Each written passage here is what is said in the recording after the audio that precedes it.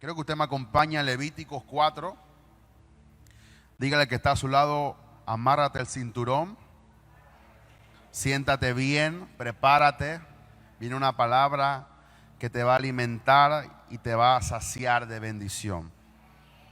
Levíticos capítulo 4.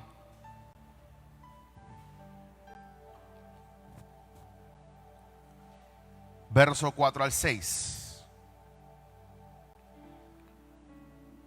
Espíritu Santo, ayúdanos a comprender tu palabra. Dice: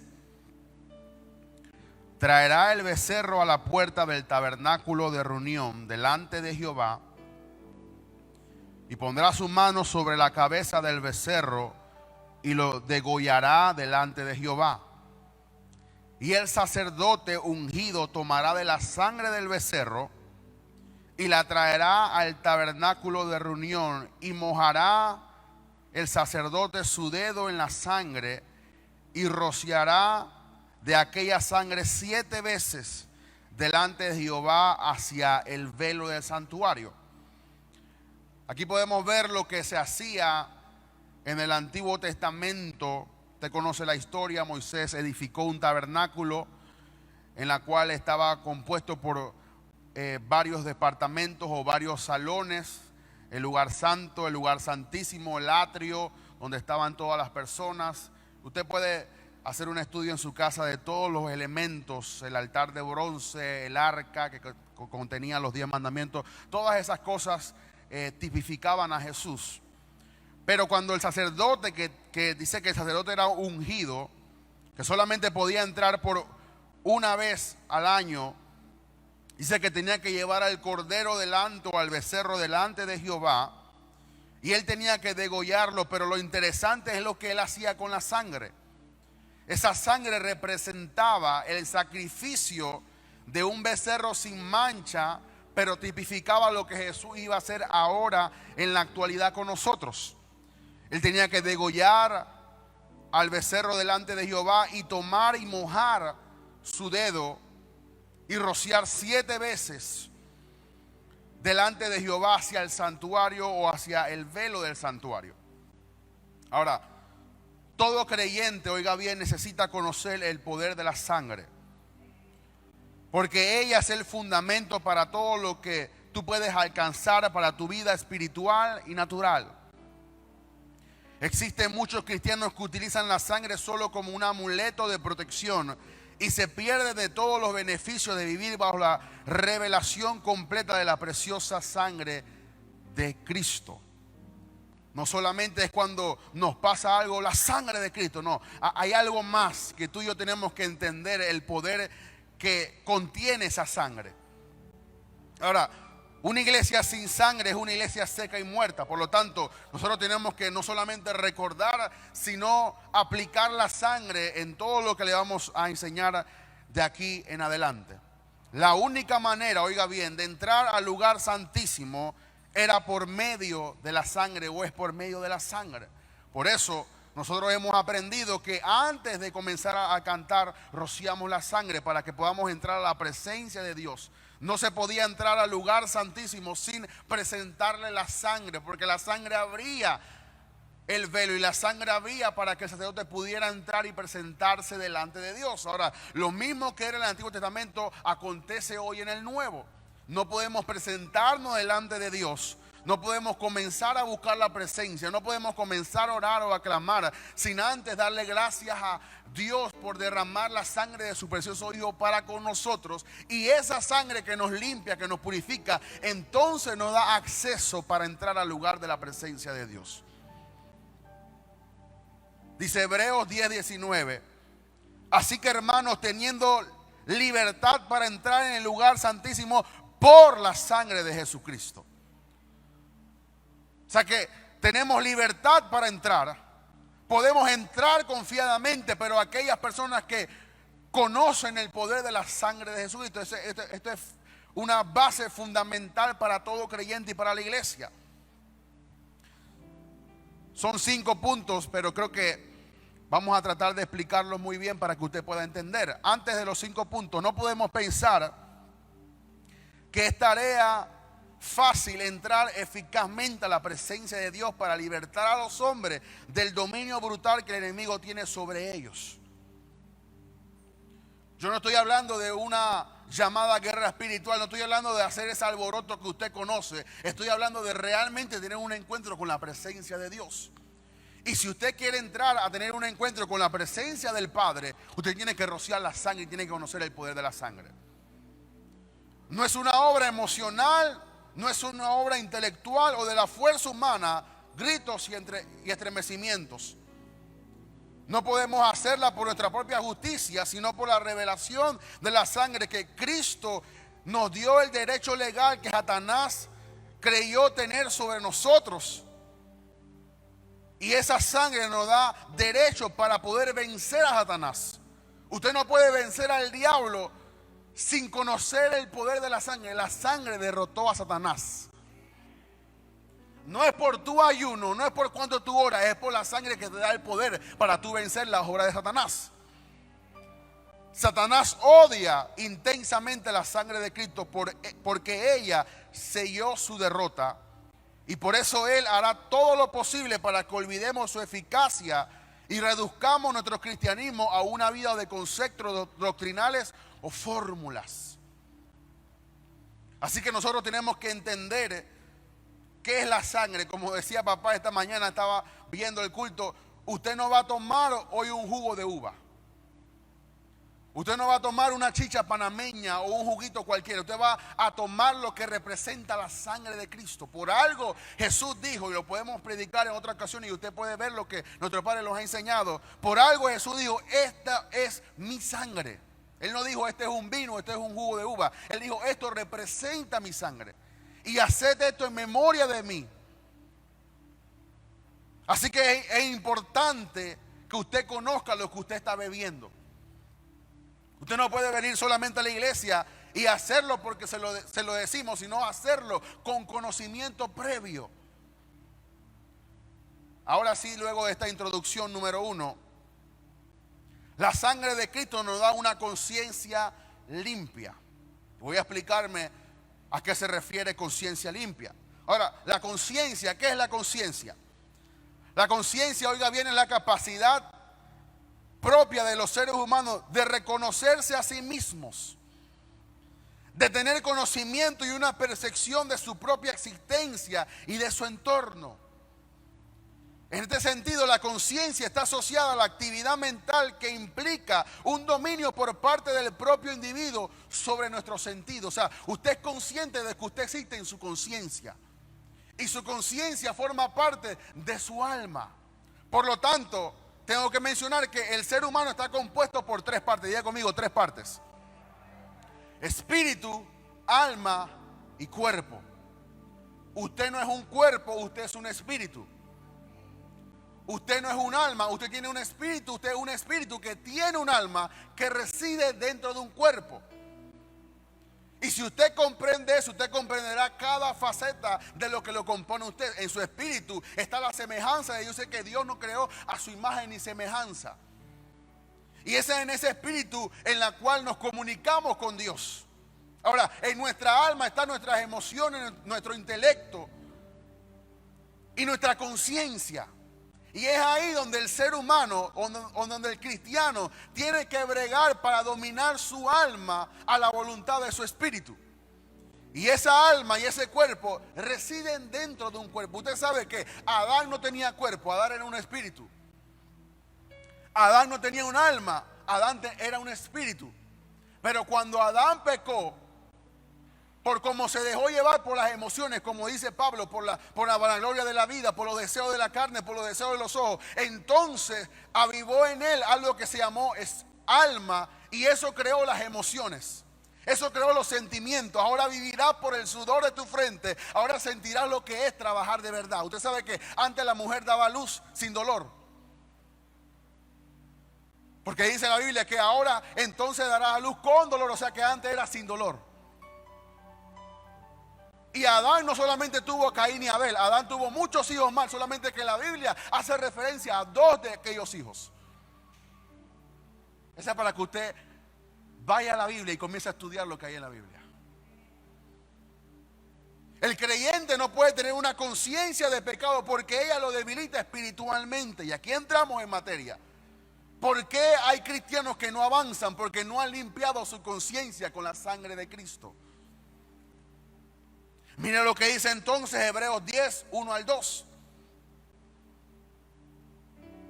Hebreos capítulo 10, verso 1 al 2. Dice: porque la ley, oiga bien, léalo conmigo, porque la ley, teniendo la sombra de los bienes venideros, no a la imagen misma de las cosas, nunca puede, por los mismos sacrificios que se ofrecen continuamente cada año, hacer perfectos a los que se acercan. O sea, la ley no buscaba nuestra perfección, la ley buscaba reflejar nuestro pecado y que nosotros nos pudiéramos arrepentir.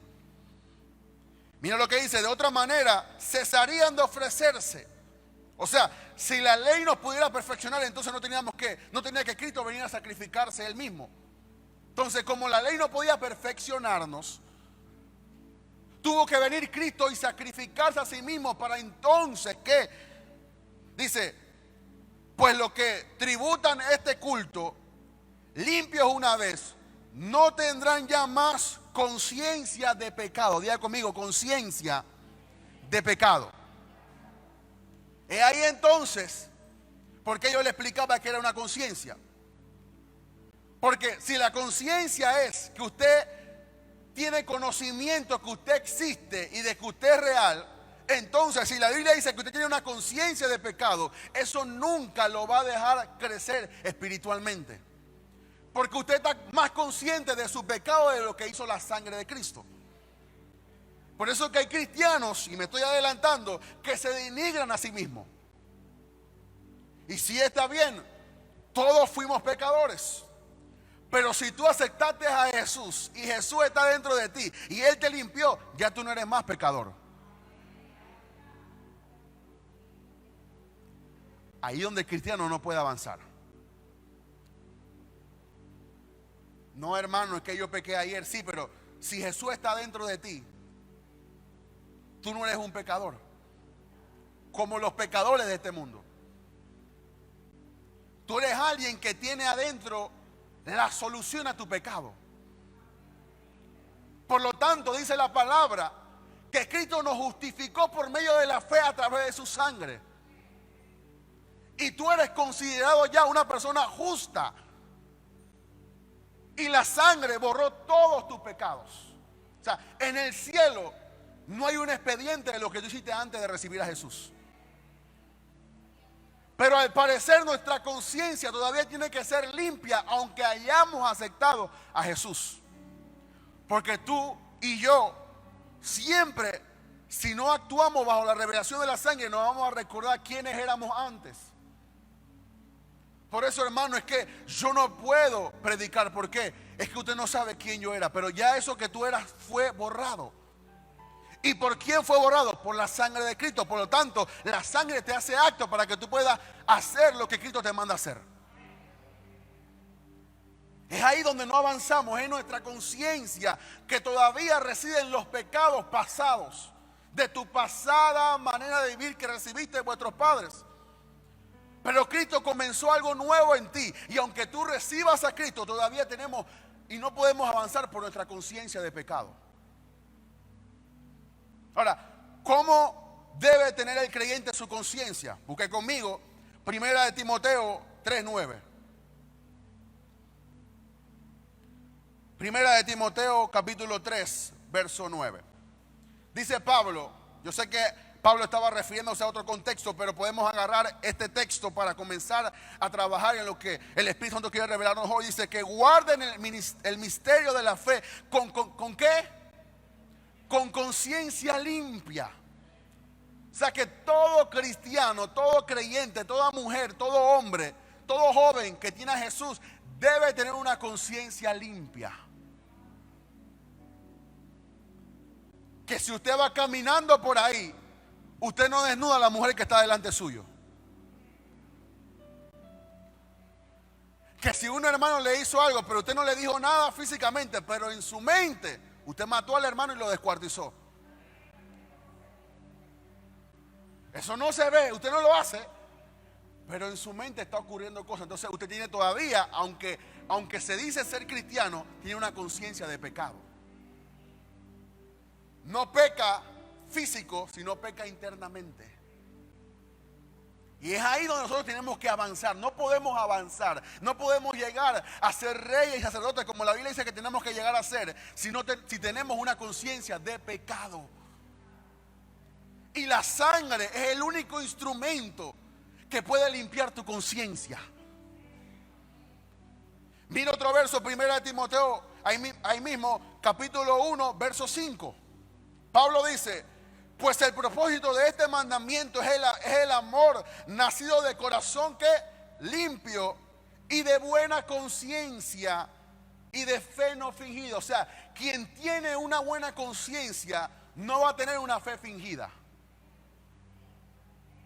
Pregunto yo, ¿por qué hay muchos gitanos que no pueden creer? ¿Por qué hay mucha gente que no puede tener fe? Aquí lo dice, porque no tienen una buena conciencia. Esa conciencia no ha sido lavada por la sangre. No está llena de la palabra, está llena de todo lo que dice este mundo. Por lo tanto, cuando tú vienes a creer a Dios, en tu conciencia hay más basura que revelación. Segunda de Timoteo, capítulo 1, verso 3. Doy gracias a Dios, al cual sirvo desde mis mayores con limpia conciencia, de quien sin cesar me acuerdo de ti en mis oraciones noche y día. Porque hay mucha gente que no puede aguantar en la presencia de Dios y no puede orar porque no tiene una buena conciencia. Hay personas que van a la presencia de Dios y no saben qué decir. Y tú y yo tenemos que tener una conciencia limpia para que nuestra mente esté en los pensamientos de Dios. Espíritu Santo, ayúdame. Filipenses 4:8. ¿En qué debemos pensar? ¿Qué debe estar llena tu conciencia? Mira lo que dice Pablo, Filipenses 4:8. Por lo tanto, hermanos, dice, todo lo que es verdadero, todo lo justo, todo lo honesto, todo lo puro, todo lo amable, todo lo que es de buen nombre, y si hay virtud alguna, si alguno digno de alabanza, en esto pensad. Vamos a hacernos un examen rapidito. ¿Qué fue lo último que tú pensaste hoy? Está entre una de estas características. O tú piensas más en las cosas que no son puras. O tú piensas más en las cosas que no son amables. O pensamos más en las cosas que no son honestas, no son justas. Y que no son verdaderas y no son de buen nombre. Pablo dice que todo creyente su tipo de pensamiento tiene que ser amable. O sea, tú no puedes estar por ahí pensando cosas malas de la gente. Porque supuestamente Jesús te limpió la sangre, te limpió por la sangre y te dio una conciencia limpia. Lo que pasa es que venimos y nos encerramos dentro de cuatro paredes y creemos que todo está cambiado y que todo va a ser diferente. No. Si tú no te dedicas a practicar esta revelación de limpiar tu conciencia de horas muertas, no podrás vivir a la altura de un verdadero creyente en Cristo Jesús. ¿A usted no le ha pasado, o yo soy el único que le pasa, que usted está orando y vienen pensamientos malos? Yo soy el único pecador aquí. Todos ustedes piensan, bueno, tremendo, ya no tengo que predicar. Tomemos la Santa Comunión de una vez porque todos tienen alitas. O cuando alguien le quita el estacionamiento, usted piensa algo amable. No dígame, tranquilo.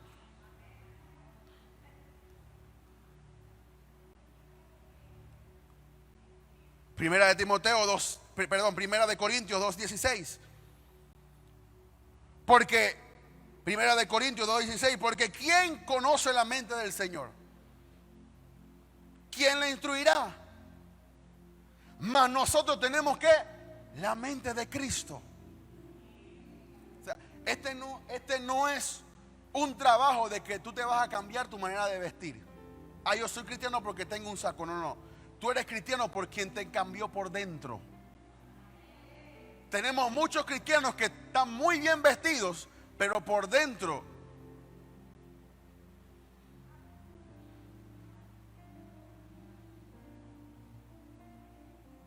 si tuviéramos la oportunidad de abrir nuestra mente por un segundo y ver lo que has pensado toda esta semana.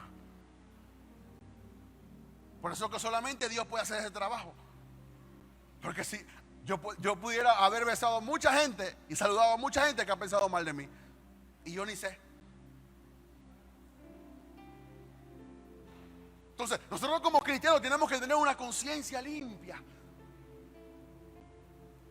No podemos estar por la vida aparentando tener un cristianismo y por dentro somos pecadores, o somos impíos, o somos mundanos. Y esto lo hace la sangre de Cristo. Yo creo que usted me comprenda, por favor. Número 2, la sangre de Cristo nos limpia de obras muertas. Diga conmigo, obras muertas.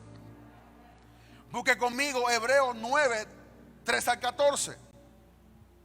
Todo creyente necesita limpiar su conciencia de obras muertas. Dice Hebreos 9, 3 al 14. Porque si la sangre de los toros y de los machos cabríos y la ceniza de la becerra rociada a los inmundos santifican para la purificación de la carne, oiga esto, cuanto más la sangre de Cristo, el cual mediante el Espíritu Eterno se ofreció a sí mismo sin mancha a Dios. ¿Qué hace? Limpiará vuestras conciencias de obras muertas. Y termina, ahí el escritor dice, para que sirváis al Dios vivo. O sea, hay mucha gente que no puede servir porque no tiene una conciencia limpia. Hay gente que dice, yo voy a iglesia, pero no me pongan a servir. ¿Por qué será? Y dice que nuestra misma conciencia nos reprende, nuestro corazón nos reprende. Porque el corazón sabe cuando tú dices algo de boca que no concuerda con tu corazón. Entonces, la importancia, mi hermano, no es que tú cambies tu manera de vestir. No es que tú te peines diferente y que tú te hagas un lavado de rostro para que la gente vea que algo ocurrió en ti. No, es que tú hagas un cambio interno. El verdadero cristianismo es quien cambia por dentro. Es quien deja que la sangre de Cristo lo purifique por dentro.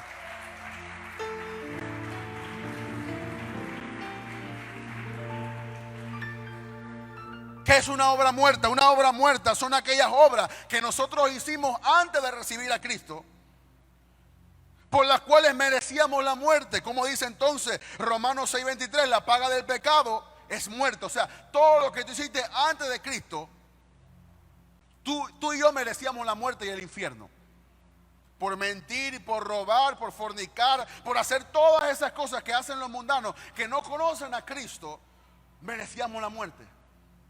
Entonces, todas aquellas obras, aunque Cristo entró dentro de ti, todavía están estancadas en tu conciencia. Son obras de quienes estaban muertos en delitos y pecados como consecuencia de una vida separada de Dios. Por eso dice, y escúcheme bien, por eso dice Efesios 22, 24.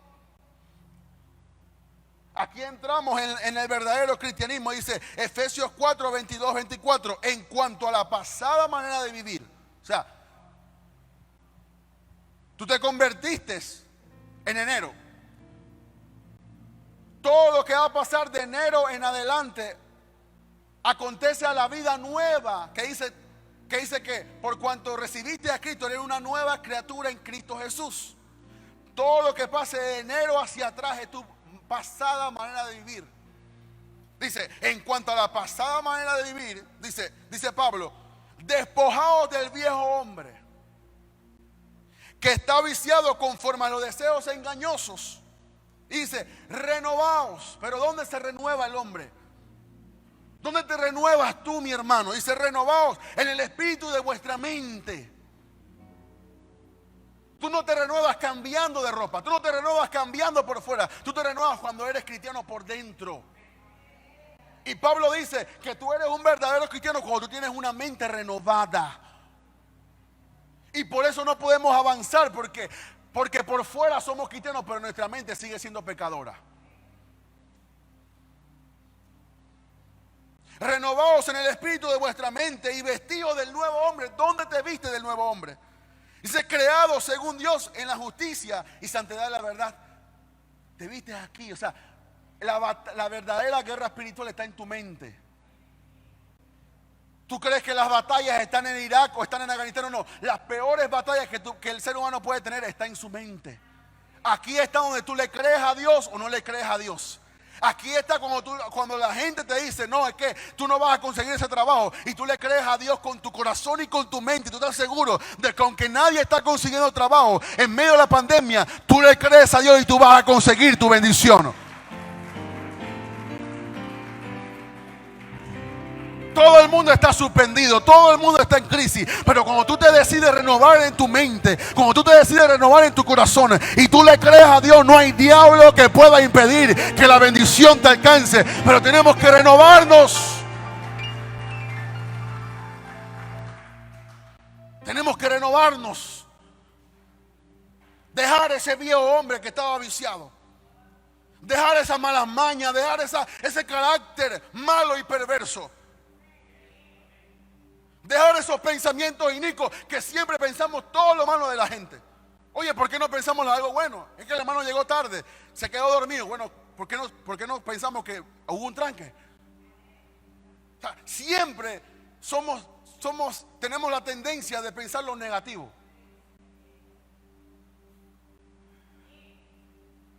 Estornudaste, cuidado. No pudo ser un polvo que se me entró y estoy estornudando. ¿Por qué siempre pensamos, cuidado? No es que me duele la rodilla, cuidado, eso es artritis. Y de una vez pensamos en lo negativo, porque en nuestra conciencia todavía hay pecado. ¿Por qué no pensamos, hermano, la sangre te va a curar de esa rodilla? Esa es la respuesta que teníamos que tener de una vez, pero siempre estamos pensando en lo negativo. El hermano vino solo, ¿qué pasó con la esposa? Hay problema en el matrimonio. Hombre, la esposa puede estar trabajando y no pudo venir hoy, comenzó la escuela, los niños hay que hacer tarea. ¿Por qué no pensamos siempre en las cosas positivas? Son esas cosas las que nos impiden ser cristianos, porque siempre estamos pensando en las cosas malas. El hermano se encontró con una hermana en la entrada de la iglesia y vinieron los dos. Ya son novios. No pueden ser amigos. Tenemos una conciencia de pecado.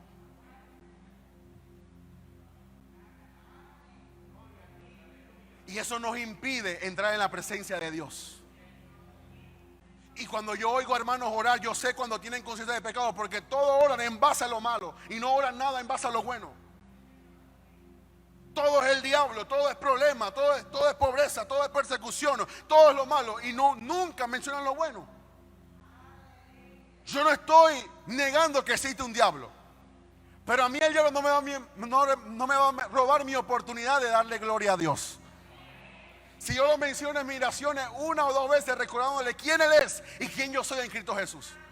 Pero yo paso mi oración, gloria a Dios, Padre, te alabo, te bendigo, hermoso, bello, glorioso, lo que tú has hecho en mí y lo que vas a hacer en ellos. Padre, gracias, gracias, gracias. Y comienzo a orar. Al diablo le encanta cuando nos mencionamos. Usted no ha visto cultos que empiezan con el diablo y terminan con el diablo. Nunca mencionan a Jesús. Oye, pero si la iglesia es Jesús, no es el Satanás. Romanos 12, 1 al 2. Así que, hermanos, os ruego por la misericordia de Dios que presentéis que vuestro cuerpo en sacrificio vivo, santo y agradable a Dios, que es vuestro culto racional. Dice, no os conforméis a este siglo. ¿Dónde tú te conformas a este siglo? Sino transformaos por medio de la renovación de vuestro entendimiento,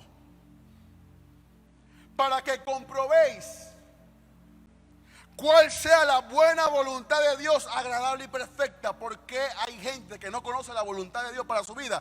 Porque no se ha renovado su entendimiento. Ay, hermano, es que yo no sé cuál es el propósito que Dios tiene para conmigo. Falta de revelación de la sangre. Conciencia de pecado. No has transformado tu mente en pensar que Dios te puede utilizar a ti como un instrumento de justicia para bendecir a la humanidad. Hermano, ¿y qué usted hace? Yo estoy aquí para bendecir al pueblo de Cristo. Mi propósito no es ir por las naciones y predicar el evangelio, no, es predicar a toda criatura.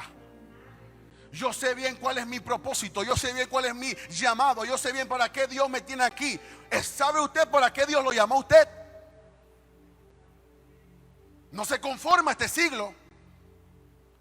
Usted no fue llamado para trabajar toda la vida en ese trabajo. Usted fue llamado para un llamado más alto, que entendemos cuando la sangre nos limpia nuestra mente.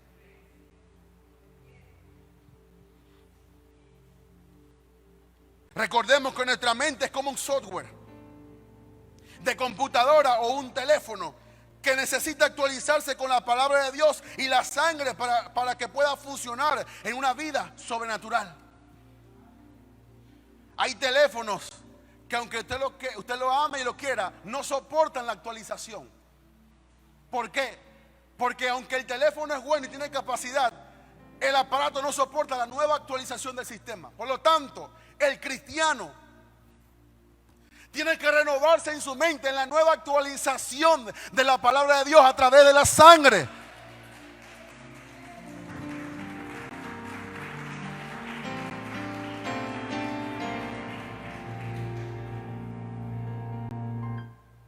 Yo tengo una computadora y aunque yo quisiera bajarle Windows 95, no lo aguanta porque ya eso está obsoleto. Tengo que bajarle la nueva actualización para que la computadora me funcione. ¿Por qué? Porque el aparato funciona de acuerdo a su actualización. Ahí el hermano dice, ya no puedo tomar más fotos. ¿Por qué? Porque el teléfono ya no me da más. Yo lo prendo y se me pone blanco, se me apaga porque ya el teléfono te está diciendo, cámbiame por favor. Bueno, así está tu mente, renuévame por favor. No pienses tanto en el pecado, no pienses tanto en lo malo, piensa en lo bueno. Dice que Dios es bondadoso y tiene grande misericordia. Usted sabe cuántas cosas Dios ha preparado para los que le aman. ¿Por qué no pensamos en eso? No quiero mirar a nadie. Tenemos conciencia de pecado. La falta de eficacia en los creyentes es debido a una conciencia llena de obras muertas, las cuales no le han aplicado la sangre de Cristo. Es muy importante porque no podemos ser cristianos eficaces o efectivos sin aplicar la sangre en esas áreas. Expresiones como yo no soy digno. Está bien, tú no eras digno porque estabas en pecado, pero ya Dios te hizo digno. Porque quien está dentro de ti, quien murió por ti, se llama Jesús. Y ese es el más digno sobre todos los dignos. Expresiones como soy un pecador. Está bien, tú eras un pecador. Pero si tienes a Jesús adentro, ya tú no eres pecador. Tú fuiste lavado por la sangre de Cristo, redimido por la fe en la obra que Él hizo en la cruz del Calvario.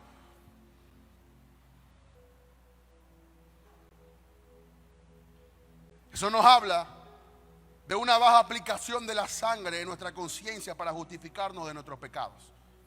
Dice que Dios borró y echó al fondo de la mar todos nuestros pecados. Dice que Él no se acuerda ya. Tú vas delante de Dios reconocerle quién tú eres y Dios dice, ¿de qué Él me está hablando?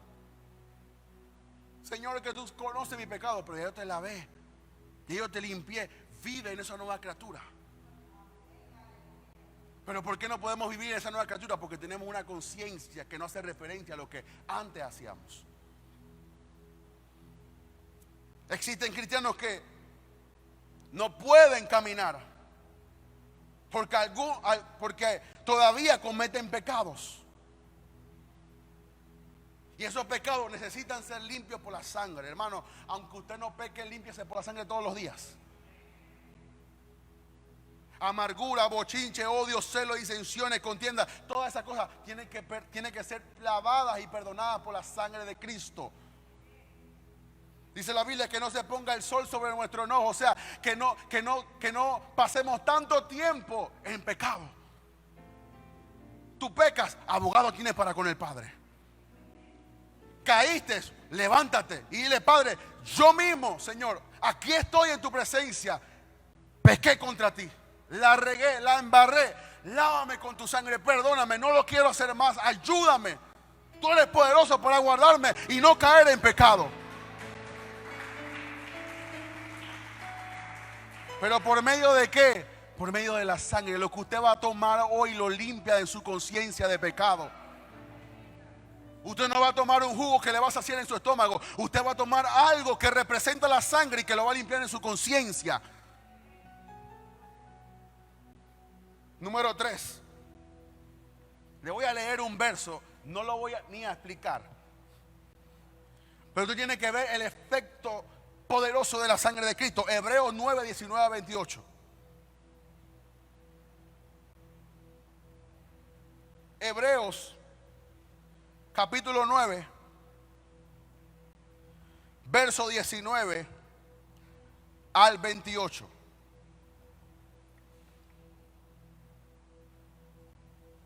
La sangre de Cristo tiene tanto poder que purificó las cosas celestiales.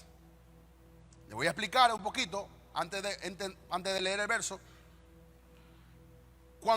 ¿Dónde se originó el pecado? En el cielo.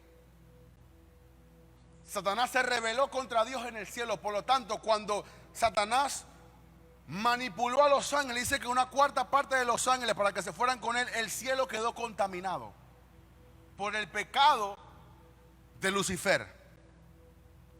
Ahora mire lo que dice entonces Hebreos 9, 19 al 28. Porque habiendo anunciado a Moisés todos los mandamientos de la ley a todo el pueblo, tomó la sangre de los becerros y de los machos cabríos con agua, lana, escarlata e hisopo, y roció él mismo el libro y también todo el pueblo, diciendo: esta es la sangre del pacto que Dios os ha mandado. Y además de esto, roció también con la sangre del tabernáculo y todos los vasos del ministerio. Y casi todo es purificado según la ley con sangre, y sin derramamiento de sangre no se hace remisión. Fue pues necesario que las figuras de las cosas celestiales fuesen purificadas así. Pero las cosas celestiales mismas con mejores sacrificios que estos. Porque no entró Cristo en el santuario hecho de manos, figura del verdadero, sino en el cielo mismo para presentarse ahora por nosotros ante Dios. Y no para ofrecerse muchas veces como el sumo sacerdote en el lugar santísimo cada año con sangre ajena. De otra manera le hubiera sido necesario padecer muchas veces desde el principio del mundo. Pero ahora, en la consumación de los siglos, se presentó una vez para siempre, que estableció para los hombres que mueran una sola vez. Y después de esto, el juicio. Así también Cristo fue ofrecido una sola vez para llevar los pecados de muchos.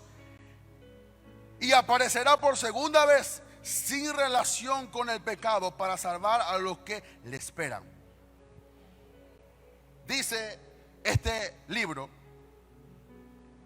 que como Moisés agarró la sangre y era como algo así, como un hisopo, una esponja. Moisés agarró, untó la sangre de los becerros, roció el libro de la ley y roció al pueblo. Imagínense, 2 millones de israelitas roció la sangre sobre ti. No hay ninguno que no puede quedar bajo sin el efecto de rociamiento de la sangre. Roció a todo el pueblo. Dice que Jesús ahora, ofreciéndose él mismo, él tuvo que ir al cielo, al santuario hecho no con mano de hombre, sino, usted sabe que en el cielo hay un santuario, ¿verdad? Porque dice que las cosas que estaban aquí en la tierra eran figuras de las cosas celestiales. Entonces Cristo cuando María o las mujeres que estaban yendo a la tumba vieron a Jesús, y Jesús le dijo: no me toques, porque todavía no he ido. ¿A quién? Él tenía que, cuando resucitó, ir al cielo para rociar y limpiar todas las figuras y todos los instrumentos que estaban en el cielo, con la sangre que él había derramado, para entonces que usted y yo pudiéramos entrar ahora en oración y presentarnos ante Dios sin mancha y contaminación, y que la presencia de Dios pueda venir a nuestra vida. O sea, Jesús nos abrió el camino. Si usted puede comprender eso, usted puede entrar delante del Padre porque Cristo ofreció su sangre. Usted puede, como los brujos invocan demonios, ofreciendo sangre, porque ellos saben que los demonios solo vienen a la existencia cuando la sangre de un animal es derramada. Por lo tanto, si ellos lo hacen para lo malo, ¿cómo será para lo bueno? Cuando tú rocías la sangre sobre alguien, esa sangre protege a la persona y está hablando por ella. Eso es lo que no se predica hoy. Hoy queremos rumba, bachata, salsa, merengue, pero no estamos predicando la verdadera salvación por la sangre, que es la que nos protege de caer, mi hermano. Si tú te cubres con la sangre, tú nunca vas a caer en pecado. No muchos lo creen. ¿Por qué? Todavía hay obras muertas. ¿Cómo Dios me va a perdonar de esto que hice? ¿Cómo Dios me va a perdonar que yo le puse el pie al hermano para que se cayera? ¿Cómo Dios, la sangre te limpia de todos esos pecados? Para eso murió Cristo y ofreció su sangre por nosotros. No hay pecado que la sangre no pueda perdonar. No hay pecado que la sangre no pueda limpiar. No hay nada que tú hayas cometido que la sangre no te pueda limpiar y te pueda hacer acto para que tú te presentes delante de Dios. Eso es lo que vamos a beber hoy. Por eso que tenemos que tener revelación de qué estamos bebiendo y de qué estamos comiendo. Usted no come cualquier agua. Usted va a tomar la sangre de Cristo. Número 4, la sangre nos hace actos para toda buena obra. Hebreos 13, 20 al 21.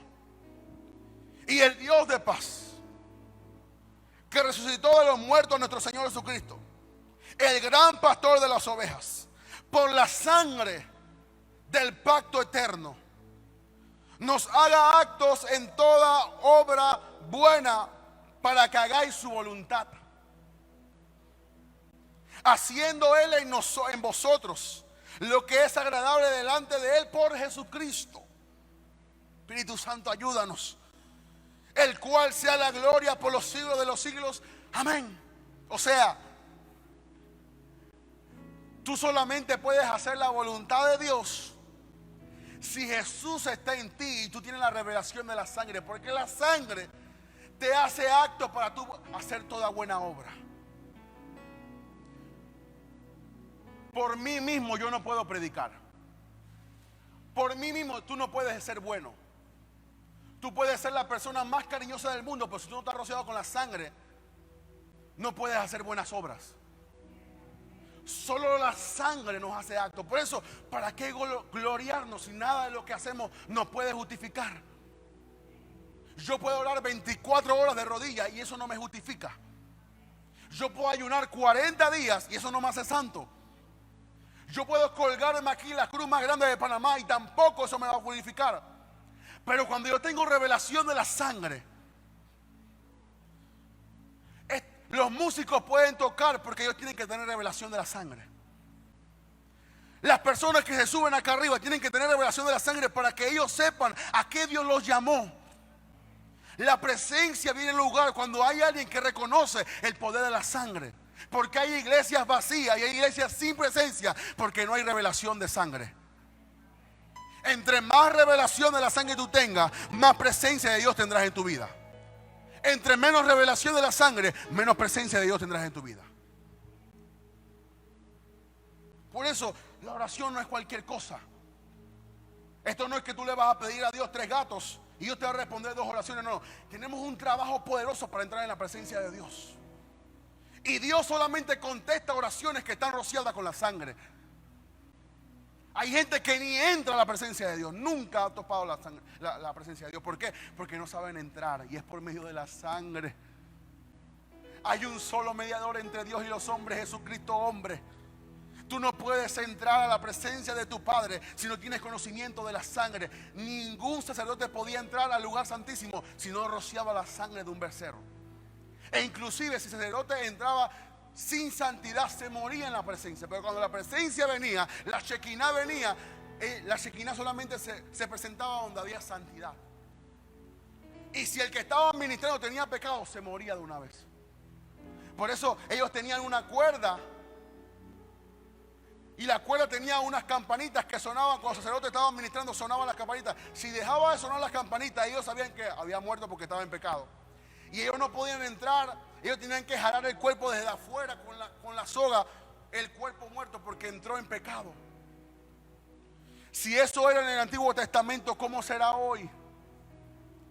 Por eso nuestras oraciones no están siendo efectivas. ¿Por qué? Porque no estamos entrando con la sangre. ¿Por qué Dios nos contesta tus peticiones? Porque no estás entrando por la sangre.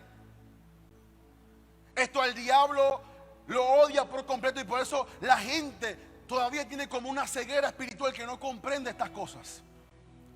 Pero nosotros estamos aquí para abrirte tu entendimiento y para que tú comprendas lo que el Espíritu Santo quiere que tú entiendas. Hay algunos hermanos aquí que se están durmiendo, otros que tienen dolor de cabeza porque no pueden entender esto. Si yo estuviera diciendo, viene una bendición para tu vida, viene un Mercedes para tu vida, viene un carro para tu vida, estuviéramos gozosos porque yo estoy tocando sus sentimientos, sus emociones, lo que te gusta, lo que sabes cómo lidiar. Pero cuando no sabemos lidiar con cosas espirituales, no dormimos. Tenemos conciencia de pecado. Puedes estar 2 horas en YouTube sin dormirte y cuando vienes a la iglesia a escuchar la sangre te duermes. ¿Por qué? Conciencia de pecado. Puedes estar 24 horas en una fiesta y no te duermes, pero cuando vienes a la iglesia a escuchar la sangre, te duermes. Conciencia de pecado. Puedes estar hablando con la vecina todo lo que aconteció en el mes y no hay sueño, y la vecina dice, oye, vete a dormir. No, oye, tranquila, yo no tengo sueño, cuéntame todo. Y vienes a la iglesia a escuchar la sangre y te duermes. Conciencia de pecado. No aguantamos el peso de la revelación. El cuerpo dice, no doy más. Mucho pecado para mucha revelación. Pero yo estoy aquí para ayudarlos. Así como esto me ayudó a mí, yo estoy aquí para ayudarlos si usted se deja ayudar. No importa que usted tenga 84 años, usted puede ser limpio de su conciencia. No importa que tenga 12, también puede ser limpio de su conciencia. La sangre te hace apto para realizar toda buena obra. La voluntad de Dios se ejecuta en tu vida cuando tú conoces la sangre del pacto eterno. Dice 2 Timoteo 3:7, a fin de que el hombre de Dios sea perfecto, enteramente preparado para toda buena obra. ¿Quién te prepara para toda buena obra? La sangre de Cristo. Romanos 12, 1 al 2, en el último... La última frase del verso dice, para que comprobéis cuál es la buena voluntad de Dios, agradable y perfecta. Tú compruebas cuál es la voluntad de Dios para tu vida, agradable y perfecta, porque tú tienes revelación de la sangre de Cristo. El cristiano conoce la voluntad de Dios cuando tiene una revelación de la sangre de Cristo. Un cristiano que desconoce la voluntad de Dios puede que está a falta de revelación de la sangre. La revelación de la sangre eterna te abre la mente de Dios para conocer los planes que vienen a futuro.